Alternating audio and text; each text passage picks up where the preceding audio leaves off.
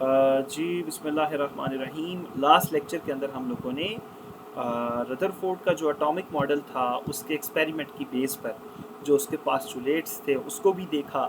हम लोगों ने ये भी देखा कि उसकी बहुत सारी बातें जो हैं वो एक्सेप्टेबल थी, बिकॉज साइंस के अंदर कोई भी चीज़ या कोई भी बात उस वक्त तक एक्सेप्ट नहीं की जाती जब तक उसके पीछे लॉजिक ना बताई जाए या उसके पीछे कोई एक्सपेरिमेंट जो है वो मौजूद ना हो। साइंस का बेसिक रूल ये होता है।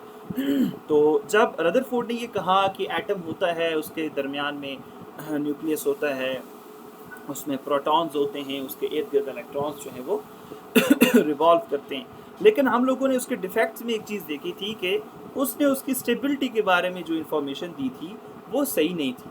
वो कहता था कि इलेक्ट्रॉन्स मुसलसल एनर्जी खारिज कर रहे हैं, जो बात साइंटिस्ट जो हैं उनके वो कह लें कि हज़म नहीं हुई उनको, क्योंकि अगर उसकी बात को मान लिया, जैसे हम लोगों ने लास्ट लेक्चर के अंदर भी देखा कि अगर इलेक्ट्रॉन्स मुसलसल एनर्जी रिलीज़ कर रहे हैं तो एक टाइम ऐसा आएगा कि उनकी एनर्जी ख़त्म हो जाएगी और वो इलेक्ट्रॉन जो हैं वो एटम के जो न्यूक्लियस है उसके ऊपर जाकर फॉल कर जाएंगे।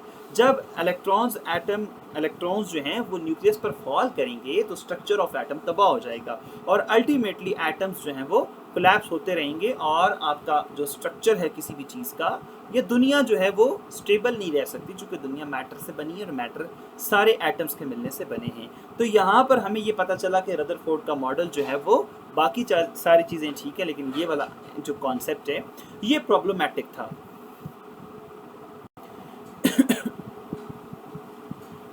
तो हम लोगों ने यहाँ तक बात देख ली कि रदरफोर्ड का जो मॉडल था उसके अंदर काफ़ी सारी चीज़ें ठीक थी, लेकिन उसके अंदर जो कॉन्सेप्ट था इलेक्ट्रॉन्स की मुसलसल एनर्जी खारिज करने वाला, वो कॉन्सेप्ट जो है वो समझ में नहीं बैठ रहा था। उसकी वजह से उसका जो मॉडल था उसको कम्प्लीटली जो है वो एक्सेप्ट नहीं किया गया। उसने जो बात कही कि इलेक्ट्रॉन्स मुसलसल एनर्जी खारिज कर रहे हैं, तो हम लोगों ने लास्ट लेक्चर में ये बात देखी और दोबारा रिपीट हो चुकी है कि इलेक्ट्रॉन्स अल्टीमेटली क्या करेंगे, न्यूक्लियस पे फॉल कर जाएंगे। तो इस वजह से नील बोहर ने अपना मॉडल पेश किया। उसने क्या कहा, in 1913 Niels Bohr proposed another atomic model. उसने एक और मॉडल पेश किया, this atomic model was different in this manner. ये रदरफोर्ड के मॉडल से मुख्तलिफ था। किस लिहाज से मुख्तलिफ था, हम इस चीज़ पर बात कर लेते हैं। That it shows two folds, first to remove and Rutherford atomic model, and second explain the line spectrum of the hydrogen atom based on quantum theory of the Max Planck। देखिए यहाँ पर एक चीज़ याद रखिएगा, वो कह रहे हैं कि एटॉमिक मॉडल जो है वो मुख्तलिफ था। किस लिहाज से? यहाँ पर दो फोल्ड्स थे। It show two folds, first to remove the Rutherford atomic model, ठीक है, और second explain the line spectrum. सबसे पहले रदरफोर्ड का एटॉमिक मॉडल जो था उसको उसने क्या किया, रिमूव किया, एक्सेप्ट नहीं किया, और सेकंड उसने line spectrum of the hydrogen atom को प्रूव किया यहाँ पर अपने मॉडल के अंदर। चलिए देख लेते हैं, देखने के बाद हम इसकी बात को ज़रा बेहतर तरीके से अंडरस्टैंड कर पाएंगे कि ये क्या कहता है। कहते हैं कि postulates of Niels Bohr atomic model, Niels Bohr propose the following postulates for atomic structure. कहते हैं the atom has fixed orbits. अब यहाँ पर वो बात कर रहे हैं जो रदरफोर्ड ने नहीं बताई थी। वो कहते हैं कि एटम जो है उनके फिक्स ऑर्बिट्स हैं, in which negatively charge electrons is revolving around positively charge nucleus. ऐसा तो नहीं है, रदरफोर्ड ने भी ये बात बताई थी। यहाँ तक तो ओके हो गया। अब वो कहते हैं कि फिक्स्ड ऑर्बिट्स से जो मुराद लेता है, फिक्स्ड ऑर्बिट्स, ठीक है, इसको एक्सप्लेन करेगा वो, इसका क्या मतलब है। These orbits possess certain amount of energy। ये बात याद रखिएगा, ये बात रदरफोर्ड ने नहीं बताई थी। ये बात रदरफोर्ड के मॉडल के अंदर आपको नजर नहीं आएगी। जो फिक्स ऑर्बिट्स की बात कर रहा है उसको एक्सप्लेन कर रहा है दूसरी लाइन के अंदर कि ऑर्बिट्स जो हैं उनकी खास एनर्जी है। मसलन अगर हम के वाले शेल की बात करते हैं, the nearest shell to the nucleus, जिसके अंदर सिर्फ 2 इलेक्ट्रॉन्स रह सकते हैं, तो वो कह रहा है कि यहाँ पर जो आपका के शेल है उसमें जो इलेक्ट्रॉन्स होंगे उनके पास जो एनर्जी होगी वो सबसे कम एनर्जी होगी। फिर हम एल शेल की बात करते हैं जो उससे ऊपर वाला शेल है, ठीक है, उसके अंदर जो इलेक्ट्रॉन्स होंगे रिवॉल्व करेंगे, उनके पास जो एनर्जी होगी वो के शेल के अंदर मौजूद इलेक्ट्रॉन्स की बनिस्बत ज़्यादा एनर्जी होगी, ठीक है। क्यों? क्योंकि वो न्यूक्लियस से ज़्यादा दूर जा रहे हैं। न्यूक्लियस से ज़्यादा दूर रिवॉल्व कर सकने की हिम्मत उनके अंदर कैसे आई? क्योंकि उनके पास एनर्जी थी। जो न्यूक्लियस के हम क्या कहते हैं, जो बच्चा माँ के ज़्यादा करीब होता है वो ज़्यादा कमज़ोर होता है, ठीक है, वो वीक होता है। बच्चों को क्या चाहिए? प्ले ग्राउंड में जाएं, खेलें कूदें ताकि वो मजबूत बने। तो यहाँ आप इस तरीके से याद रख लें, जो ज़्यादा नज़दीक है न्यूक्लियस के उसके पास एनर्जी सबसे ज़्यादा कम है, और जितना जो दूर है वो इतनी ज़्यादा एनर्जी रखता है, ठीक है। तो अब हमारे पास के LMN शेल्स हैं which are called the shells and named as, उसने शेल्स को नाम दे दिया, ठीक है। इसके अंदर मजीद सब शेल्स भी होते हैं, हम उसकी भी बात करेंगे इंशाल्लाह। The energy levels are represented by an integer. अब हम जो एनर्जी लेवल्स है ना, जैसे के शेल है, इसको 1 से रिप्रेजेंट करेंगे, ठीक है। और दूसरा हमारे पास शेल कौन सा है? L, इसको हम 2 से रिप्रेजेंट करेंगे। तीसरा शेल हमारे पास M है, अगर इसको हम 3 से रिप्रेजेंट करेंगे। नाम तो रख दिए हैं उसने, लेकिन उनको नंबरिंग भी दी है उसने, ठीक है। उसने साथ साथ ये भी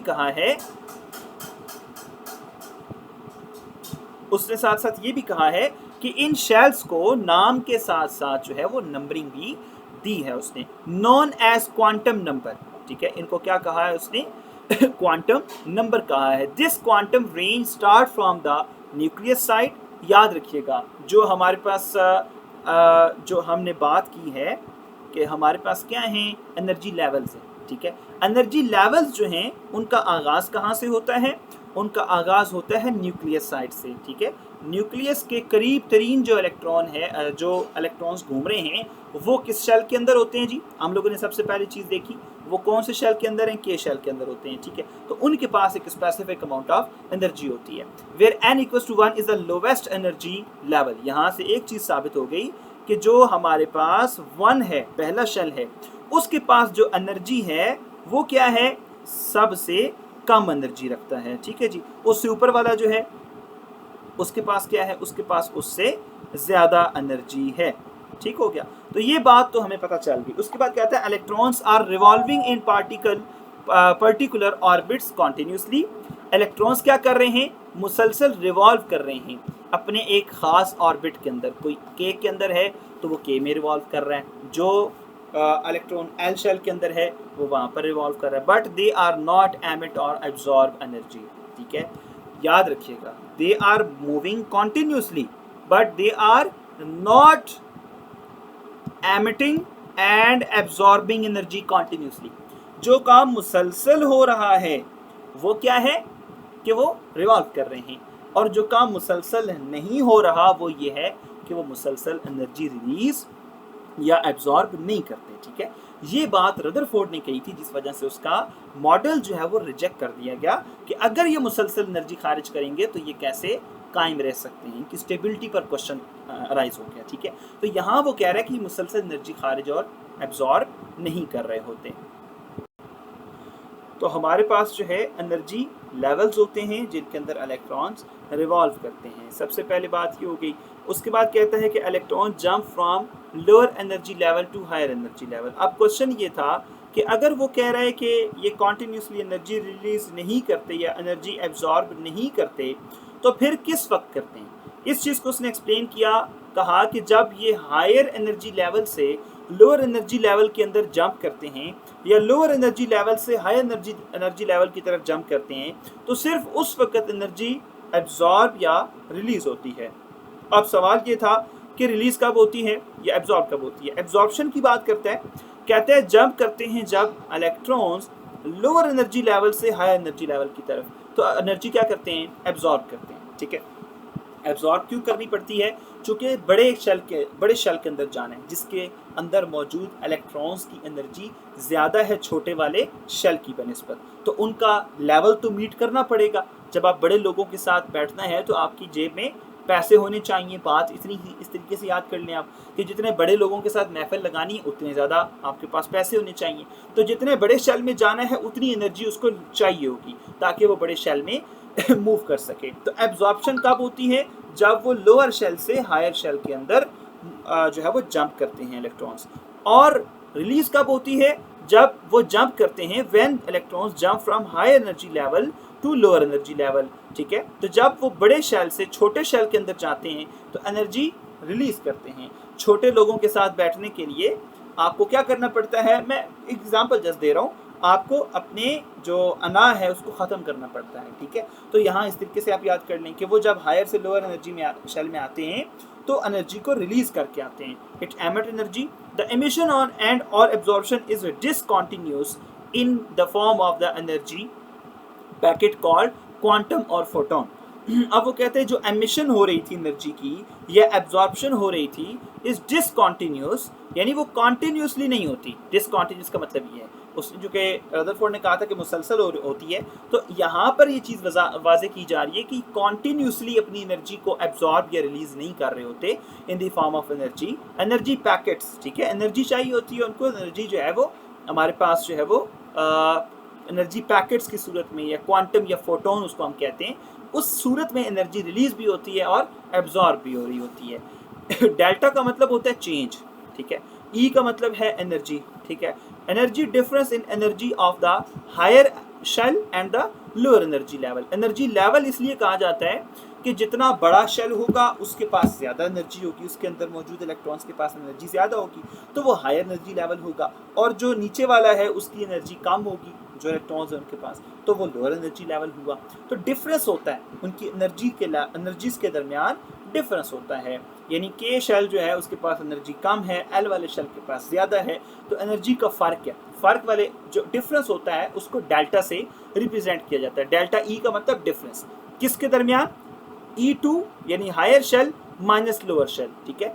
हायर शेल की एनर्जी और लोअर शेल की एनर्जी के दरमियान जो डिफरेंस है वो फाइंड हो जाएगा अगर E2 में से आप E1 को माइनस कर देंगे, ठीक है। तो आपके पास जो एनर्जी आंसर आएगा वो डिफरेंस होगा एनर्जी का, कि हायर शेल और लोअर शेल वाले इलेक्ट्रॉन्स जो हैं उनके दरमियान एनर्जी का कितना फ़र्क मौजूद है, ठीक है।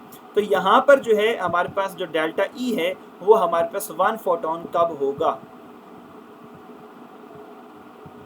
चलें यहाँ पर इस चीज़ को भी ज़रा एक्सप्लेन कर लेते हैं। ये एच क्या है, यहाँ पर जो एच यूज़ हुआ है डेल्टा ई के साथ, यहाँ पर एच है, इसको क्या कहते हैं, प्लैंक्स कांस्टेंट कहते हैं इसको, ठीक है। इट्स वैल्यू, इसकी वैल्यू क्या है, 6.63 multiply 10⁻⁻34 joule second, and v is the frequency of the light, ठीक है। वी यहाँ पर क्या है, लाइट की फ्रीक्वेंसी, ठीक है। फ्रीक्वेंसी हम लोगों ने, अगर हम वेव्स की बात करते हैं ना जी, उसके अंदर हम लोगों ने फ्रीक्वेंसी क्या देखी थी कि एक सेकंड के अंदर जितनी ज़्यादा वाइब्रेशंस कंप्लीट होती हैं उसको हम फ्रीक्वेंसी कहते हैं उस वेव की, ठीक है। तो यहाँ पर फ्रीक्वेंसी जो है वो हमारे पास क्या है, उसको हम यहाँ पर v से, आई होप सो या u लिखा हुआ है उसने, रिप्रेजेंट कर रहे हैं, और हमारे पास जो डिफरेंस ऑफ एनर्जी है, ठीक है, एनर्जी लेवल्स में जो डिफरेंस है एनर्जी का, वो हम इस तरीके से फाइंड करेंगे कि हम प्लैंक्स कांस्टेंट को मल्टीप्लाई करेंगे फ्रीक्वेंसी ऑफ लाइट के साथ, तो वो हमारे पास क्या निकल आएगी, डिफरेंस ऑफ एनर्जी और 1 फोटोन, यानी फोटॉन्स के अंदर वो एनर्जी क्या हो रही है, ट्रांसफ़र या रिलीज हो रही है। तो stationery state were present in those orbits in which the angular momentum of the electron would be integral multiple of the h by 2 pi, ठीक है। तो स्टेशनरी स्टेट जो है उसके अंदर क्या होते हैं, present in those orbits in which angular momentum of the electron would be integral multiple of the h by 2 pi। अब यहाँ पर देखें मोमेंटम को हम लोग किस तरीके से एक्सप्लेन करते हैं। अच्छा, यहाँ पर एक तो एक्सप्लेन किया उसने कि n क्या है, नंबर ऑफ ऑर्बिट्स, इस फार्मूले के अंदर जो टर्म्स यूज़ हो रही हैं उनको साथ ही उसने एक्सप्लेन किया हुआ है। नंबर ऑफ ऑर्बिट, ठीक है, कौन सा ऑर्बिट है, पहले ऑर्बिट की बात हो रही है, दूसरे वाले ऑर्बिट की बात हो रही है, ठीक है। h क्या है हमें पता है, ये प्लैंक्स कांस्टेंट है। m क्या है, मास ऑफ इलेक्ट्रॉन है, और v क्या है हमें पता है, और r क्या है वो रेडियस होता है, ठीक है। तो ये सारी वैल्यूज़ हमें पता चल गई हैं, और इन वैल्यूज़ का यूज़ करके हम क्या कर सकते हैं। अब यहाँ पर देखें, चलें पहले इसकी पिक्चर को देखकर हम समझ लेते हैं कि ये देखें, ये न्यूक्लियस है, इंक्रीजिंग एनर्जी ऑफ ऑर्बिट्स, जैसे जैसे ऊपर जाएगा एनर्जी बढ़ती चली जाएगी। इंक्रीजिंग एनर्जी ऑर्बिट का मतलब क्या है कि जैसे जैसे आप ऊपर मूव करेंगे इलेक्ट्रॉन्स की एनर्जी में क्या होता चला जाएगा, इजाफा होता चला जाएगा, या शेल्स जो हैं उनमें जो इलेक्ट्रॉन्स होंगे उनकी एनर्जी में क्या होगा, इजाफा होता चला जाएगा, ठीक है जी। जी सर, क्लियर है।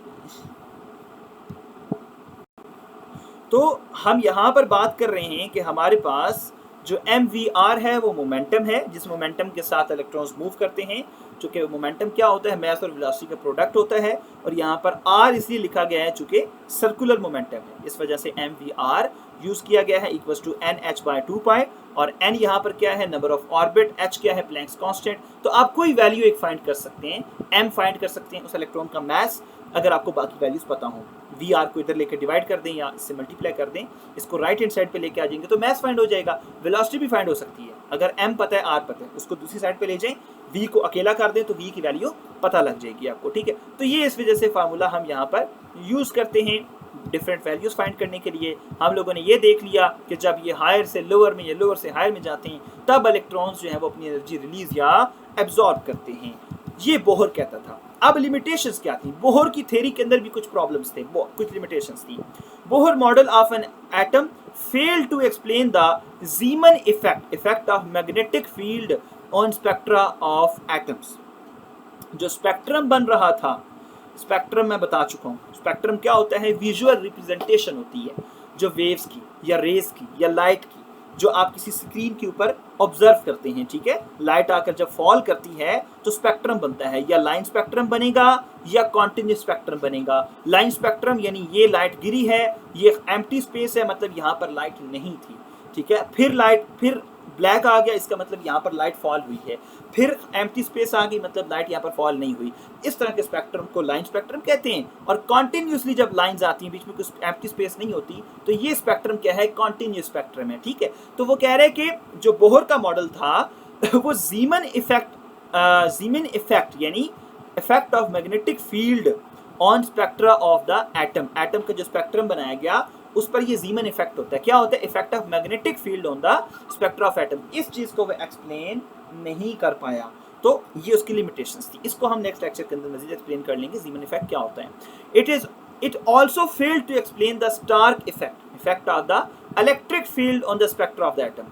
ना वो मैग्नेटिक फील्ड के इफेक्ट को एक्सप्लेन कर पाया, ना वो इलेक्ट्रिक फील्ड के इफेक्ट को जो उसके स्पेक्ट्रम के ऊपर नजर आ रहा था। उसके स्पेक्ट्रम के ऊपर जब हमने जो एनर्जी रिलीज हो रही थी और लाइन स्पेक्ट्रम बन रहा था, एटम जब अपने इलेक्ट्रॉन्स उसके एनर्जी रिलीज या एब्जॉर्ब कर रहे थे, जिसमें से स्पेक्ट्रम बन रहा था, तो जब हमने स्पेक्ट्रम को देखा तो उसके ऊपर जो इफेक्ट ऑफ मैग्नेटिक फील्ड या इलेक्ट्रिक फील्ड था उसको ये वजाहत नहीं कर पाया Bohr. It deviates the Heisenberg uncertainty principle, जो बेयकीनी यानी अनसर्टेनिटी प्रिंसिपल था हाइजेनबर्ग, इसको भी हम एक्सप्लेन करेंगे कि उससे ये डेविएट कर रहा था बोहर का model. It could not explain the spectra obtained from the large atoms, ठीक है। लार्ज एटम्स के स्पेक्ट्रम्स को ये एक्सप्लेन नहीं कर पाया। It explain the mono electronic species like helium, lithium, ठीक है, बेरिलियम। तो इसने क्या किया, जो मोनो इलेक्ट्रॉनिक स्पीशीज हैं उनको तो एक्सप्लेन किया, लेकिन बाकियों को ये एक्सप्लेन नहीं कर पाया। ये कुछ इसके बोहर एटॉमिक मॉडल की लिमिटेशंस थी, और उनको हम जो है वो बाद में रेक्टिफाई करेंगे, उसको डिटेल में डिस्कस भी कर लेंगे। मॉडर्न थेरीज़ ने उन चीज़ों को कैसे ठीक किया, ठीक है। उसके बाद हमें कौन कौन सी थेरीज़ मिलती हैं जिन्होंने आकर के उन प्रॉब्लम्स को फिक्स किया या उन लिमिटेशंस पर काम किया, इसको हम इंशाल्लाह नेक्स्ट लेक्चर के अंदर देखेंगे। मेनली हमने नील बोहर का ये मॉडल देखा, जिसके अंदर स्पेक्ट्रम की बात की गई, जिसके अंदर एनर्जी लेवल्स की बात की गई। काफ़ी हद तक इसकी बातें ठीक थी, लेकिन कुछ चीज़ों के अंदर प्रॉब्लम थी, और लिमिटेशंस में हमने डिस्कस कर ली है, और डिटेल में नेक्स्ट लेक्चर में डिस्कस कर लेंगे। Thank you very much.